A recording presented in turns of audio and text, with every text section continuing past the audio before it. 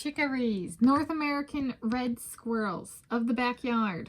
A profile of what they are like. Today is Wednesday, 19 March, 2025. I'm Tanis Coralee Leonhardi, and I'm on year 5 of befriending the critters of the backyard at multiple in-person interactions per day frequency.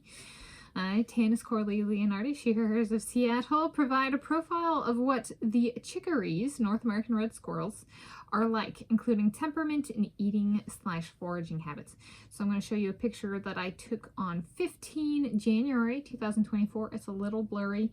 They can be a little blurry because they can be a little bit fast. So they are the ones that have the red belly and then kind of the brown top. And we call them reds. They're the red squirrels. They're the North American native species. So, and in this picture, the tail is a little bit redder as well.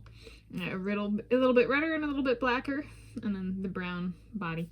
And they are native to North America, including these parts, which I'm in the greater Seattle area, with our neighbors being to the east being Idaho, south being Oregon, and north being British Columbia, Canada. And so these squirrels are native in our parts. They're little Native Americans. And so is my last kind of intro before I get into temperament and eating/foraging habits. They are smaller than the western gray squirrels. They have more rounded/circular ears, and they have shorter tails. All right. And I was looking back through my pictures and stuff, and I was like, I haven't been photographing them as much for a couple years, and in those couple years I haven't been photographing them, they've become far more craving in social interactions with me. Like, they'll now, if I hold one end of a peanut, they'll take that other end. And I've even had one where I did that and it actually grabbed onto my hand with both of its hands and took the peanut. And so I've had one of these chickarees touch me of their own initiative.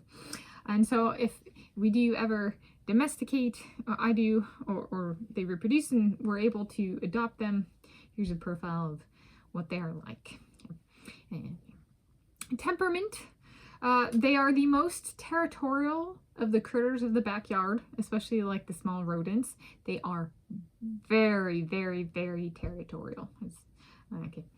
They are the most consistently vocal of the critters of the backyard.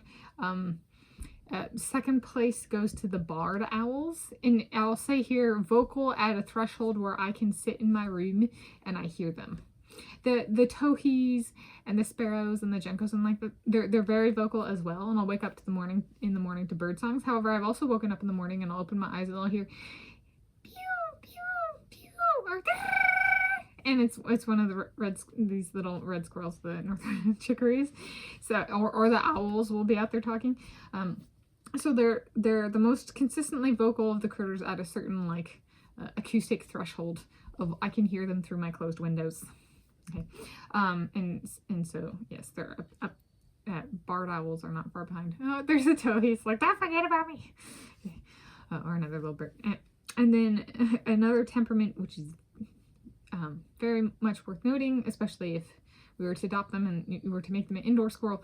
They are runners. They like to run, and they run fast, and they are little bounders. And so they will actually take, and when they're running, they put their they'll like look at me, and they'll look like this, and they'll have their legs out behind them and their front arms up straight, and they'll look straight at me, and they like leap, and they leap so far, and they just like it's like a water skipper, but they're on land. They're very incredible. Okay. I'm a runner, so I appreciate that in them. And they like, one other thing with temperament, if I'm thinking about, like, say, my Attila Salai, or another one of my guys, sometimes they like to call when I'm thinking of my guys. Now, Attila Salai may have little reddish hair, but they do like to synchronize with my thoughts like that. Okay, if they, yeah. Not if, but yeah. So it kind of feel like they can read my thoughts. And the eating/foraging habits, they are more eaters than foragers. They are both. However, they are more reliant on the food we give them than the gray squirrels. They have come to be more attention mongers as well. And I've started figuring out kind of a mix that they like, and they love the social interaction with that, and they become more friendly and stuff like that But they're very reliant on the food. But they do forage, but not quite. It's more common that I look out and I see them around the food areas than like foraging. There we go. Is it Chickarees, North American red squirrels of the backyard, a profile of what they are like.